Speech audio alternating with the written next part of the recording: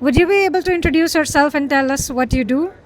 Hi, I'm Barry Pollard. I am on the Chrome DevRel team, and I come to events like Google I/O India to try and help developers be better developers and help them develop great websites. So I think more and more developers are using AI to create their websites, and I think that's happening across the board from hardcore senior developers, architects to simple WordPress site owners that maybe haven't considered themselves developers in the past. AI takes a lot of the strain off knowing how to exactly to develop a website, and will help you do that with that. What modern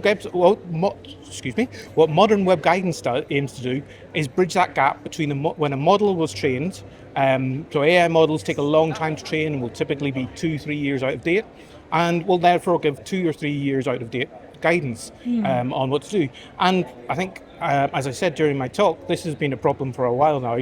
Developers often will read books, and books take 2 or 3 years to write, or they'll use Stack Overflow and grab a 5-year-old answer and use that sort of thing. So it's not something new, but what we got now is the ability to train, give AI models this extra bit and say, hey, use all the training that you've got, but supplement it with this guidance that we've got that's up to date with whatever we released in Chrome last week and everything for the last couple of years, and actually help you to do that. Don't use these really old 4,000 lines of code whenever we've got these one-line code of this new API that's maybe cross-browser available, and makes it much more easier and a much more performant, much less code way.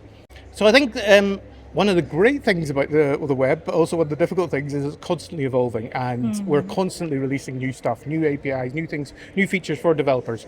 And in a lot of cases, that's things developers are asking for. And JavaScript's a great language, and it allows you to do things that we hadn't even considered to be done on the web. But it's not always the best way of doing it. There's an awful lot of code to do very simple things. And what we're hearing a lot from developers is some of the things like drop-downs or alerts or popovers or things like that, the core parts of any web experience, should just be easier. You shouldn't have to pull in a huge JavaScript library to do this and maintain it and keep it up to date and discover it's full of security holes or bugs or something like that. So the more we can build into the web platform after it's been proven and shown to be useful, the better it can be for developers. And if we can sit there and simplify it and make it one line of code rather than this huge library or whatever, then that's what we're aiming to do. But the counterpoint to that is it's very difficult for developers to keep up with this constantly changing thing and know whenever these things are available. And as I say, that's what we're hoping to help bridge the gap there with AI, and AI supplemented with these extra skills and these extra things where we teach it about what's happened since it was last trained.